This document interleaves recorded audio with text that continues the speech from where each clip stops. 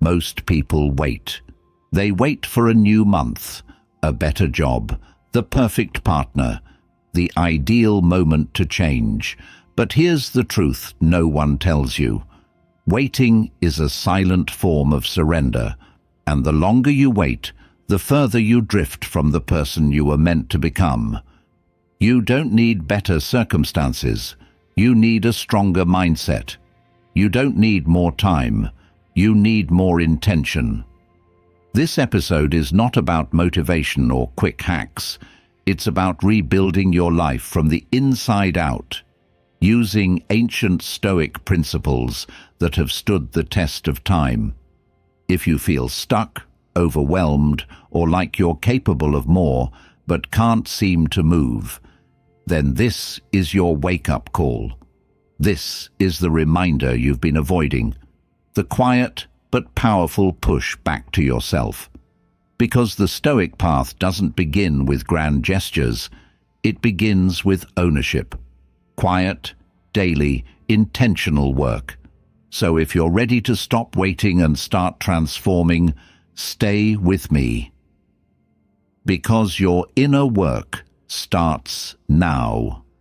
1. You are your greatest project. You are not a task to complete. You are a lifelong masterpiece in progress. And yet, how often do we forget this? How often do we rush through our days trying to fix what's broken around us? Our relationships, our schedules, our circumstances, while completely ignoring the one thing that holds it all together: ourselves, your mind, your habits, your beliefs. That is your foundation. And if that part of you is weak, scattered, or neglected, then everything you build on top of it, your job, your goals, your reputation, will eventually crack. The Stoics knew this deeply. Marcus Aurelius didn't write his meditations for the world. He wrote them for himself, as reminders, as daily tools to shape his thoughts and strengthen his character. Why? Because even an emperor knew that self-mastery was the hardest and most important battle of all. You are your greatest project, because everything in your life is filtered through your perception, your decisions, and your character. Change those, and the world around you begins to change too. But let's be honest, working on yourself doesn't feel glamorous. No one claps when you choose to stay disciplined. No one sees the mental battles you win in silence. And that's exactly why it matters. Because the deepest kind of growth is invisible. It happens when you decide to speak calmly instead of explode. When you resist the temptation to lie for comfort. When you choose to do the hard thing instead of the easy excuse. These moments won't go viral. They won't get applause, but they're the quiet bricks of a powerful life. Too often we look for change in the wrong places. We try to switch jobs, move cities, find new people, start fresh. And sometimes that's needed. But if you keep changing your environment while staying the same internally, you're not evolving. You're just escaping. You'll carry the same anxiety, the same impatience, the same lack of discipline with you wherever you go. Real transformation doesn't happen through escape. It happens through confrontation with yourself. Ask yourself, what are you building? Not in your career, not on social media, not in the eyes of others. What are you building in your mind, in your discipline, in your ability to stay calm when things go wrong? Because the storms of life are not optional, but who you become in the middle of them, that is. The Stoics didn't aim for perfect lives. They aimed for prepared minds, minds that were ready to endure, adapt, and grow stronger, no matter the situation. Every action you take is a vote for the kind of person you are becoming, and that includes the small ones. Waking up early when you don't feel like it, finishing a task with care, keeping a promise to yourself. These aren't just habits, they're declarations. You're saying, I'm not waiting to be fixed. I'm building myself now. And let's be clear, this isn't about perfection. It's not about creating a flawless version of yourself. It's about committing to the work every day. It's about showing up for yourself, even when no one else does, even when progress feels slow. Because building yourself takes time. It's not a sprint. It's a craft, a discipline, a lifestyle. So don't wait for a moment of clarity. Create it. Don't wait for motivation. Build systems. Don't wait for someone to come and inspire you. Inspire yourself through action, through quiet consistency, through the knowledge that even when the results are invisible, you're still becoming something stronger. You are not passive clay. You are the sculptor. Every thought, every choice, every challenge, they're all part of your design. And if you truly believe you are your greatest project, then treat yourself like it. Prioritize your mental clarity. Learn from your mistakes without shame. Be kind, but not soft. And above all, stay in motion, because there is no finished version of you, only the next version. You are your greatest project, and every day is another chance to build something remarkable. 2. No one is coming to save you. It's a hard truth to swallow, but a necessary one. Deep down, many people still hold on to a quiet hope that something will happen or someone will show up and everything will finally fall into place. Maybe it's a mentor, a partner, a lucky break, or a dramatic life event that magically rewrites the script. But here's the problem: that hope becomes a trap. The more you wait to be saved, the less you take responsibility. And without responsibility, there is no power. There is only waiting, only delay, only the slow erosion of your potential. Stoicism strips away that illusion. It forces you to confront the world as it is, not as you wish it to be. Marcus Aurelius wrote, "Don't waste time waiting for a good life, build it." That's not a motivational quote. It's a command, a call to action. Because time doesn't pause for indecision, and no one, not even the people who love you, can live your life for you. At some point, you have to stop outsourcing your effort, your choices, your future. You have to step into the uncomfortable truth that you are the only one who can do the work. That doesn't mean you have to do it all alone, but it does mean that you are the one who must initiate it. People can support you, they can walk beside you, but they cannot carry you. They cannot make you care. They cannot force you to break the pattern, get out of bed, study when you're tired, or stay disciplined when no one is watching. That part is always yours. The weight of that reality can feel overwhelming at first, but if you sit with it long enough, something else emerges: freedom.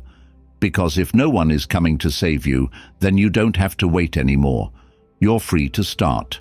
Right now, no permission needed, no ideal conditions required. When you accept this, your posture changes. You stop blaming. You stop fantasizing. You stop hoping that someone else will fill the void. And you begin. You begin where you are, with what you have, and you take ownership of your direction. That shift, while subtle, is powerful. It moves you from a life of reaction to a life of creation. The Stoic doesn't ask, "Why is this happening to me?" but rather, "What will I do with this?" And that mindset turns every obstacle into an opportunity for strength. If you're struggling right now, don't romanticize rescue. Strategize your rise. Break your problems down. Ask better questions. What can I do today to reduce the chaos in my life? What habits are keeping me stuck? What conversations am I avoiding? The moment you start asking those questions, you're already reclaiming your power. Because power isn't loud, it's quiet. It's the steady confidence that builds when you stop waiting and start moving. There will be times when things feel unfair, when you've done everything right, and the results still don't show up. That's part of the process. The Stoics never promised ease. They promised meaning. They believed that hardship was not a punishment, but a forge. And the harder the conditions, the more powerful the person who learns to endure them. So don't waste your life waiting for the world to change. Change your posture within the world. Don't wait for someone to unlock the door. Build your own key. Yes, it's harder. Yes, it takes longer. And no, it's not as glamorous. But it's real. It's earned. And most importantly, it's yours. The truth is simple. No one is coming to save you. But the moment you stop needing rescue, you realize something much greater. You were built to rise, to rebuild, to redirect. The power is already in you. It always was. 3. Discipline is the foundation of freedom. Most people think freedom means doing whatever you want, whenever you want, sleeping in, skipping the gym, giving in to impulses and calling it living your truth. But what they don't realize is that this kind of freedom is a trap.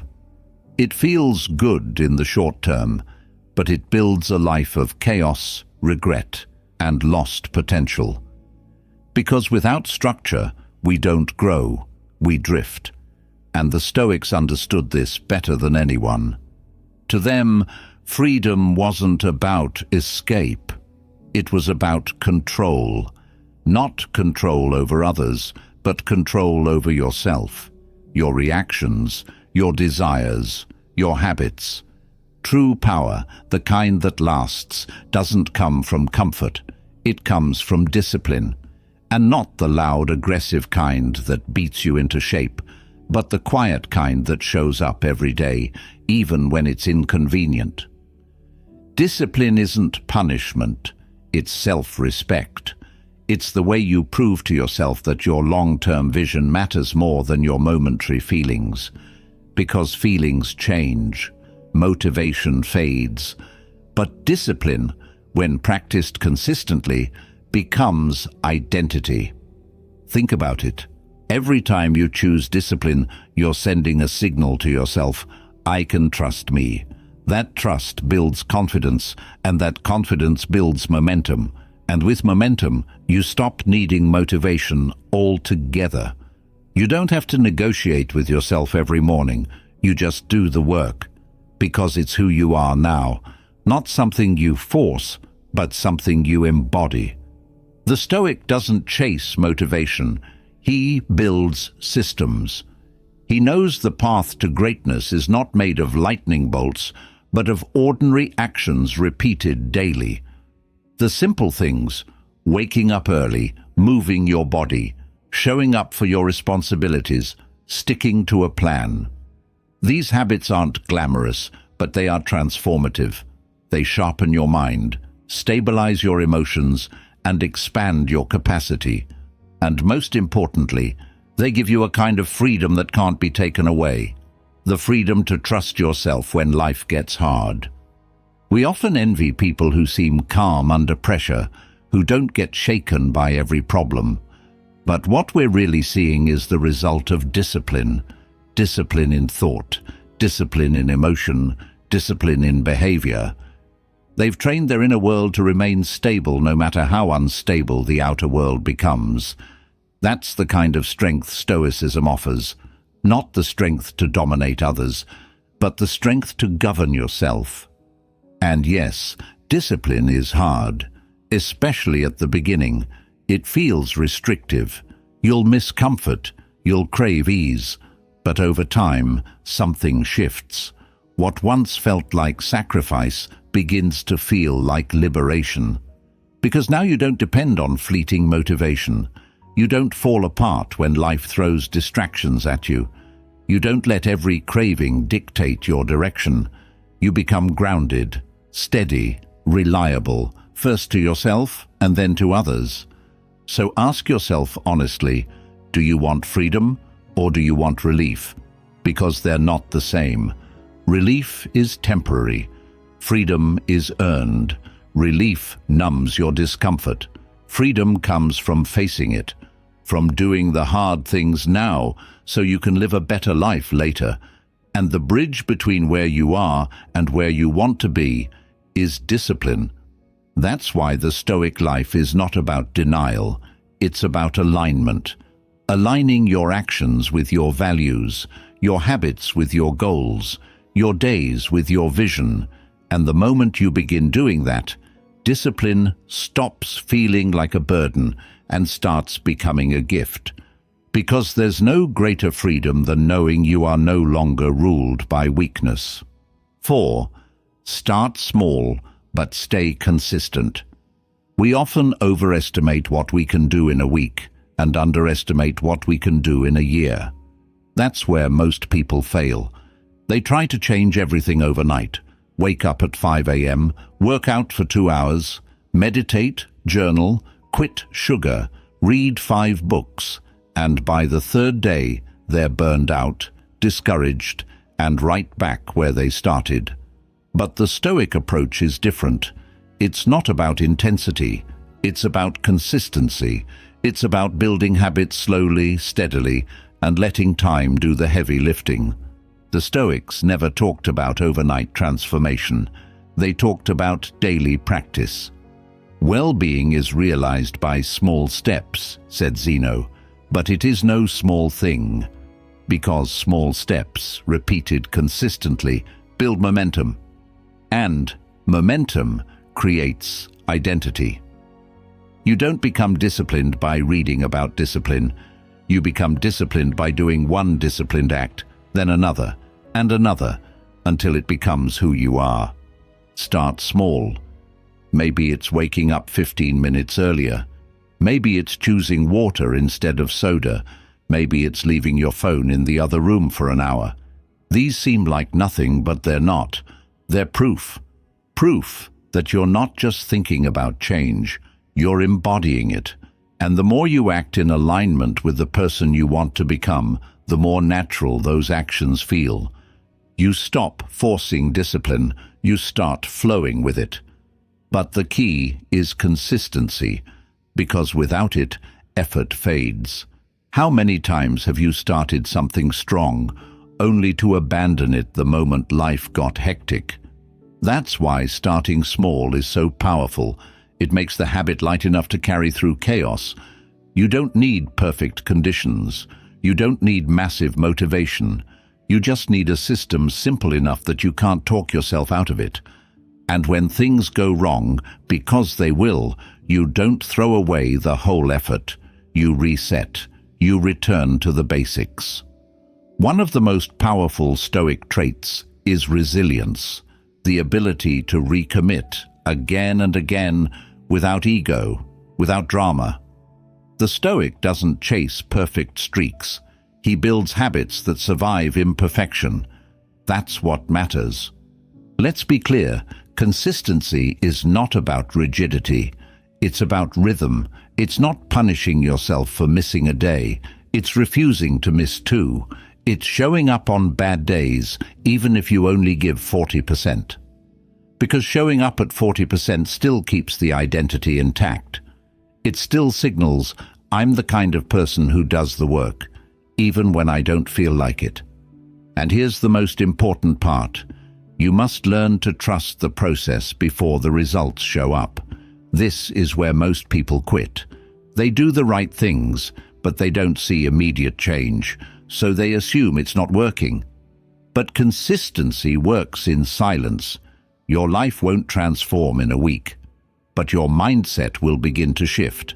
And once your mindset changes, everything else follows. So be patient, stay humble.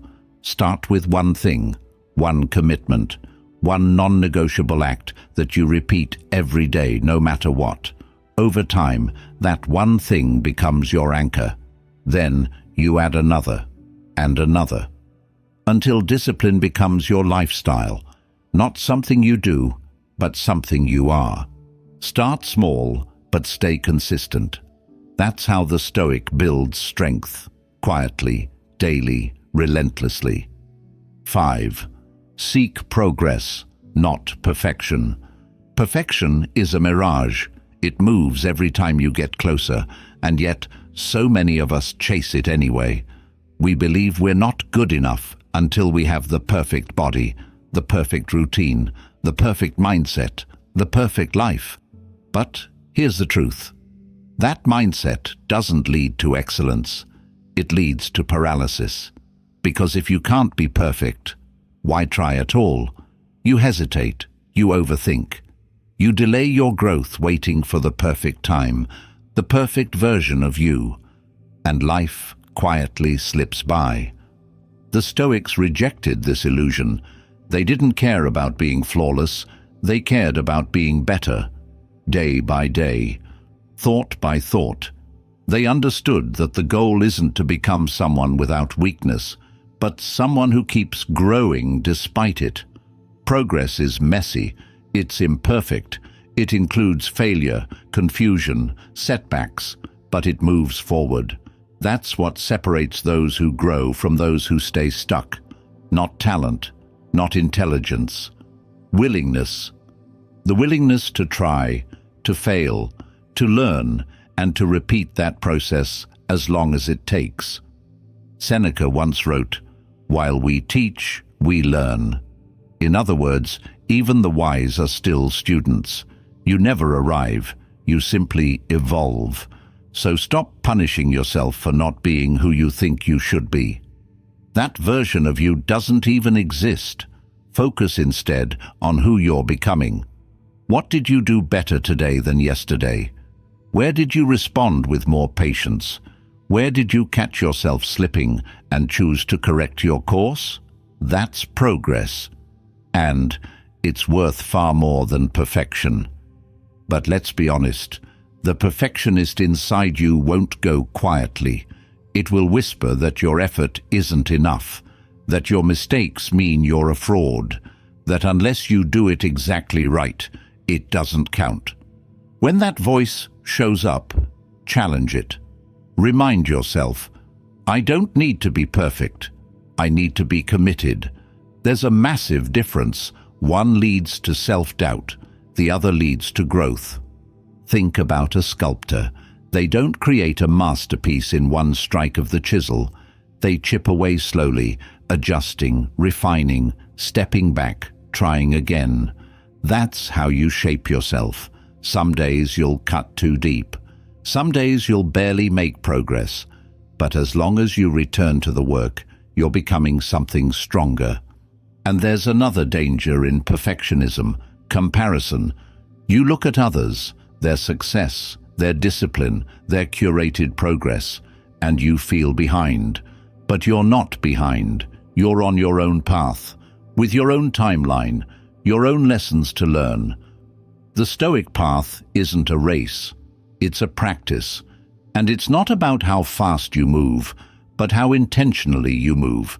Are you learning from your experience? Are you becoming wiser through effort? Then you're winning.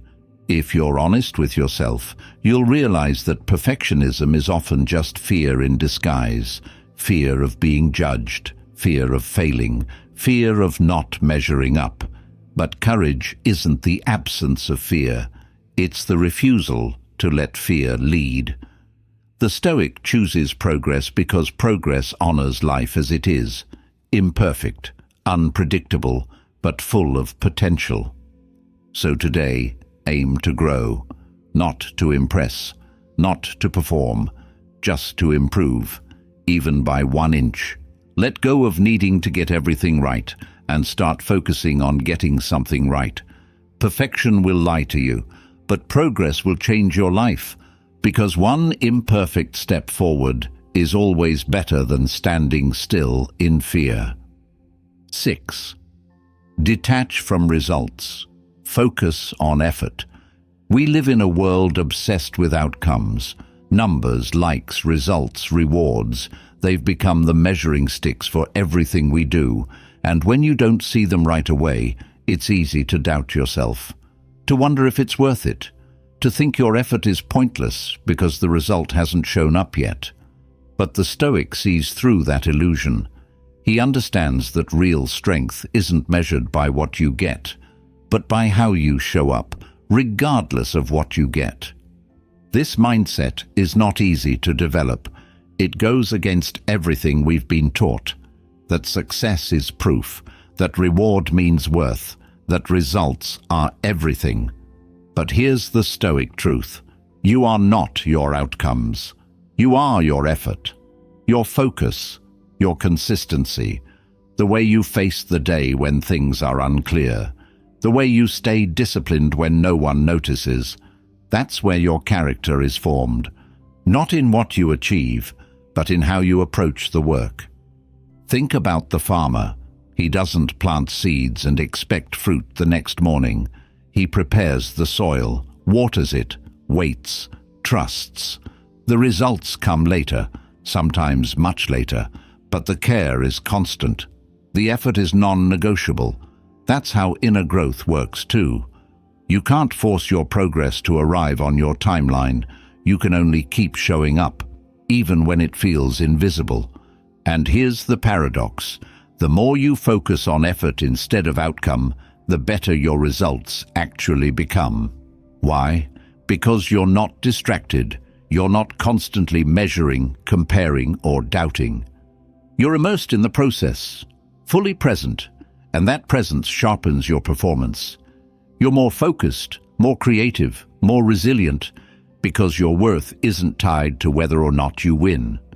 It's tied to whether or not you gave your best. This is what Epictetus meant when he said, "Some things are up to us, and some things are not." You can't control the outcome.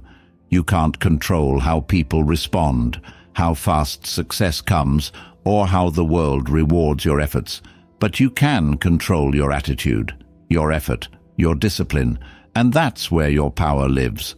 But detachment doesn't mean apathy. It doesn't mean you stop caring.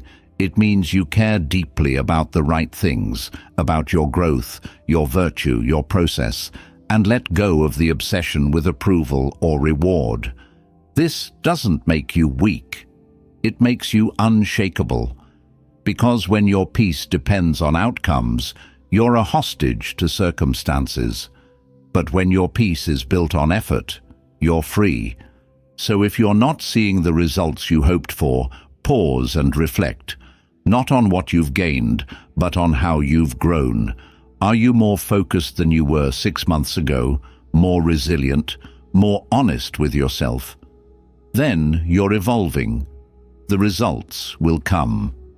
Maybe not in the form you expected, but in the form you need. Detach from results. Reattach to your purpose, to your daily actions, to the quiet discipline of effort. Because in the end, the process is not just how you get the reward.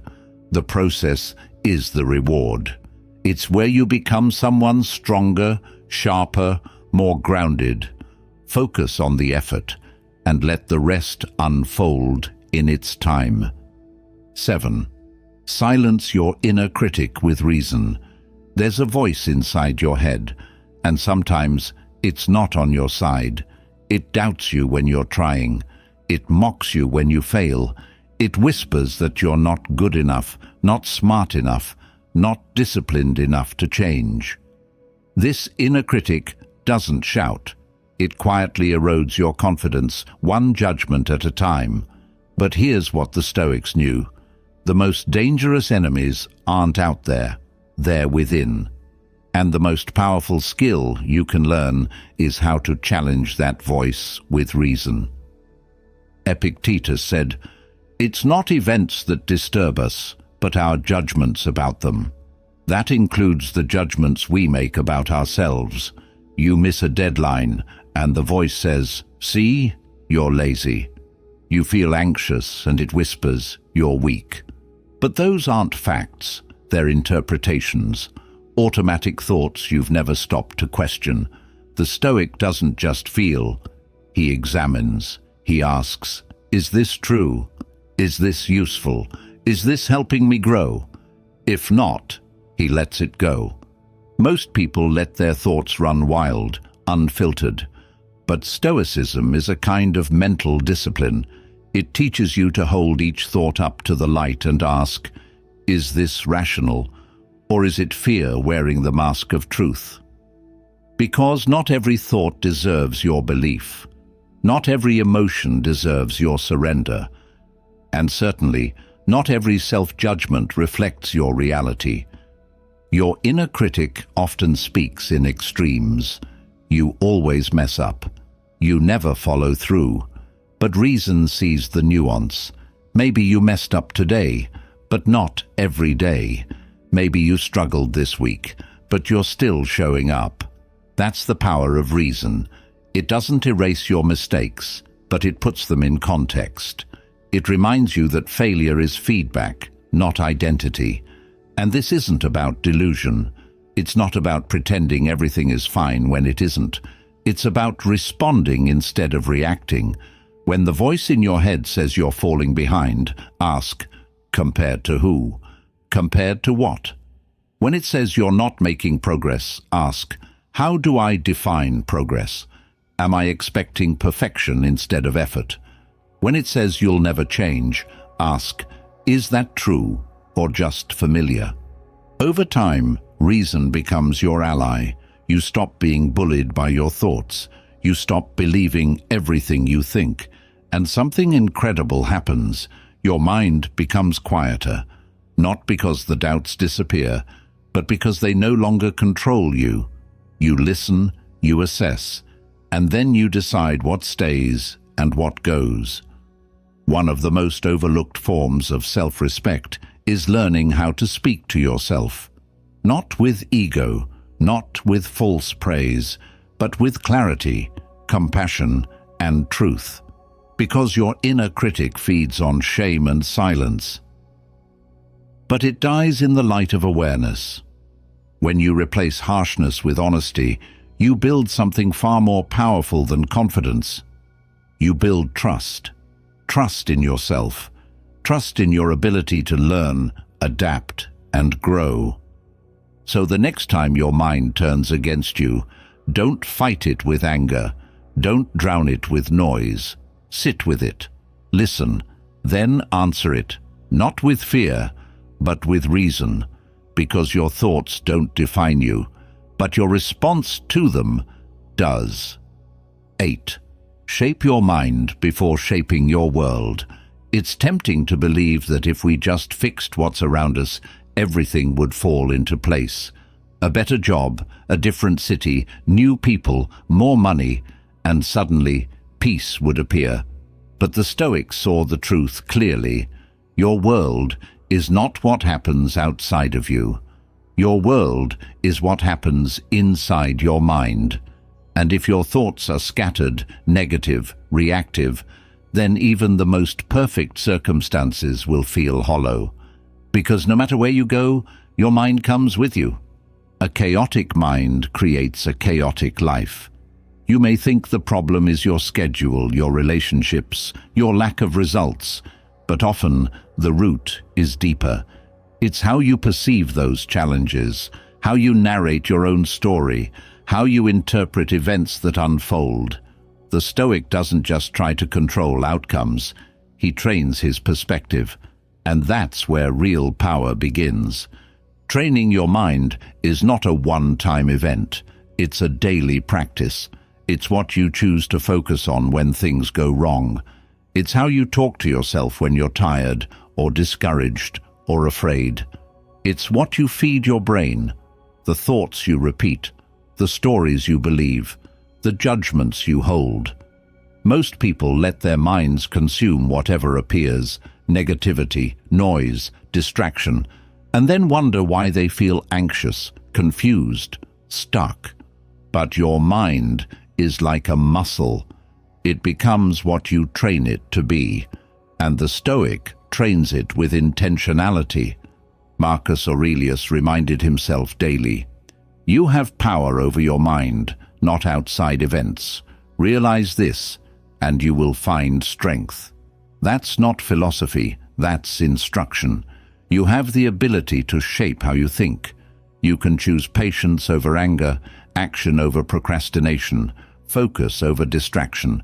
But like any skill, this takes time. It takes effort. You must catch your thoughts in motion, not after the damage, but in the moment. You must pause, examine, and redirect, again and again. And when you do this consistently, the world outside begins to shift, not because it changed, but because you did. The same traffic, the same pressure, the same uncertainty, now meets a mind that is calmer, more resilient, more grounded.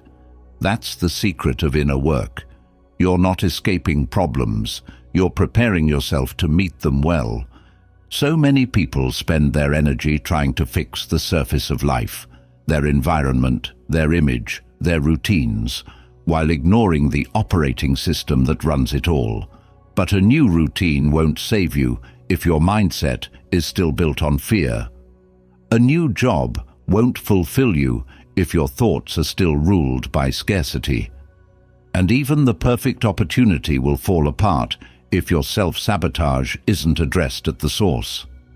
That's why Stoicism teaches you to begin where it matters, within.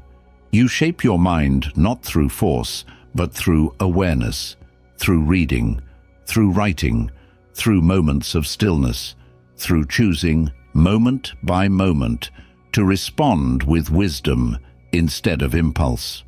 This is the path of the inner craftsman, the person who sculpts their perception until it becomes an ally, not an enemy. You don't need to escape your life, you need to evolve your lens. Start there. Shape your mind, and you'll no longer be a slave to conditions. You'll become a source of clarity, not just for yourself, but for everyone around you. Because once your mind is stable, everything else becomes manageable. 9. Eliminate excuses. They weaken your character. Excuses are subtle. They don't scream, they whisper. It's not the right time. I'm too tired. Maybe next week. They come dressed as logic, cloaked in realism, pretending to protect you from failure. But all they really do is protect your comfort. And comfort is the enemy of growth. The Stoics were ruthless with themselves when it came to excuses. Why? Because they understood that every excuse, no matter how small, is a moment of surrender. It's a decision to stay the same when you could have become stronger. Character isn't built in ease, it's built in those exact moments when your mind offers you a way out, and you refuse. When you choose action over delay, commitment over avoidance, ownership over blame. And each time you do that, you sharpen something deep within you, your ability to trust yourself. But when you allow excuses to multiply, something else happens. You begin to shrink, not all at once, but gradually. Your standards drop, your confidence fades, and you start to believe your own justifications. The danger is not in failing. The danger is in believing that your excuses are the truth, that you really can't improve, that it's too late to change, that you're not like the people who succeed. These aren't facts, they're stories, and every time you repeat them, they get stronger, until eventually they become part of your identity. The Stoic doesn't accept that.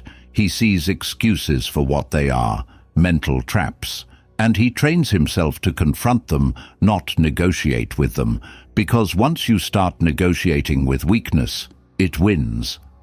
It always finds a reason to delay, a reason to skip the workout, to break the habit, to postpone the hard conversation. But strength comes from refusal, from standing up to your own softness, from saying, "No, I do the work," even when it's inconvenient, especially then. This doesn't mean you become harsh or robotic. It means you become honest. You stop lying to yourself. You stop pretending that your circumstances are the reason you're stuck. And you begin to ask harder questions. What am I avoiding? What am I afraid of? Where am I giving myself a way out instead of a way forward? These questions are uncomfortable, but they are necessary. because clarity is the cure for self-deception. When you eliminate excuses, something powerful happens. You reclaim your edge.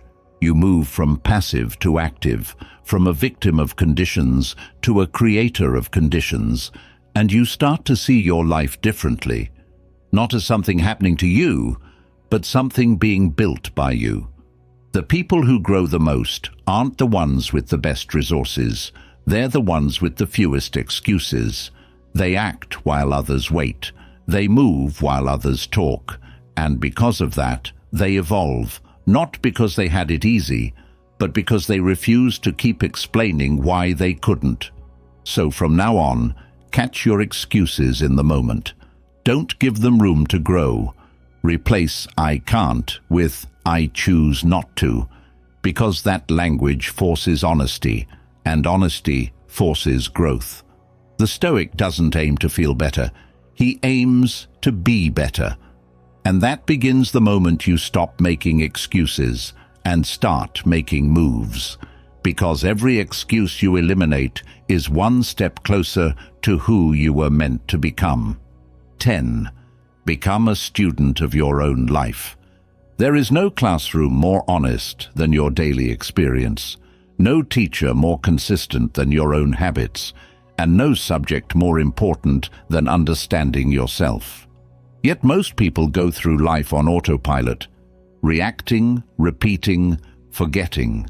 They blame the past, escape into distractions, and wonder why they feel stuck. But the Stoic moves differently. He studies, not books alone, but behavior, not just philosophy, but action. Because he knows, wisdom isn't something you read once, it's something you practice every day. Becoming a student of your life means observing your patterns, not with judgment, but with curiosity. How do you respond to stress? What triggers your anxiety? When do you give up too early? When do you come alive? These aren't just personal quirks, they're clues, and the more aware you become of these moments, the more power you gain over them. Awareness is the first step toward transformation, because what you don't notice, you can't change. The Stoics practiced daily reflection. At the end of each day, they asked, "What did I do well? What did I do poorly? What will I do differently tomorrow?" That simple act turns your life into a living curriculum. You stop repeating unconscious habits. You stop blaming circumstances, and you start learning, not just from success, but from failure, discomfort, and silence. This kind of self-study builds humility. You realize that you are not above error, not finished evolving, not entitled to comfort. You realize that every mistake is a lesson waiting to be claimed, and every moment of tension is a mirror revealing what still needs work. But here's the beauty. When you treat your life as a practice, you never fail. You just refine. This mindset transforms how you see obstacles. You stop asking, "Why is this happening to me?" and start asking, "What is this teaching me?" You stop looking for rescue and you begin looking for meaning, even in the hard moments, even in the setbacks, because the Stoic understands pain is information, resistance is a signal, and your response is your curriculum. But being a student also means being willing to unlearn, to question what you've accepted blindly, to realize that not all of your thoughts are true, not all of your reactions are wise, and not all of your beliefs are useful. You must be willing to examine the foundation of your thinking. Where did this belief come from? Who gave me this standard? Does this story I tell myself help me become stronger, or does it keep me small? This is not an easy practice. It takes courage to see yourself clearly, to take full responsibility, to say, "This is mine to fix, no one else." But that's where growth lives, not in blame, but in ownership, not in theory, but in application. And that's what separates the Stoic path from passive living. It demands that you engage with your life, not just exist within it. So today, start studying your life like it matters, because it does. Notice your thoughts, watch your habits, listen to your excuses, track your energy. Use each experience as a lesson, each conflict as a test, each day as a page in the book of you, not for perfection, but for refinement, for awareness, for wisdom, because the more you learn from your own life, the more capable you become of shaping it. And in the end, the best students of life become its quiet masters, not by controlling everything, but by understanding themselves deeply. That's where power begins. The world will keep spinning. Noise will never stop. Distractions will always be one click away. But in the middle of all that chaos, there's one place where your true strength is built, and that place is within you. Not tomorrow, not next month, not when life calms down. Now. Because growth doesn't wait for perfect conditions. It demands presence, intention, discipline.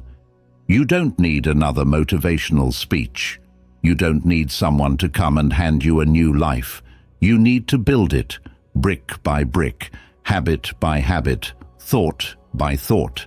The Stoic path doesn't offer ease. It offers clarity. It offers direction. It shows you that your mind, your actions, and your standards are the tools that shape your future. You are your greatest project. No one is coming to save you. Discipline is your anchor, and progress, not perfection, is your mission. You won't always feel like it. You won't always see instant results. But that's where the magic happens. In those moments when you keep showing up anyway, when you commit to becoming just a little better than you were yesterday, again and again. So let this be your turning point. No more waiting, no more hiding behind excuses, no more measuring your worth by things you can't control. Take what you've learned here and live it, quietly, fiercely, consistently. Because in a world full of noise and distraction, the person who dares to build themselves from the inside out, that person becomes unshakable, and that person can be you.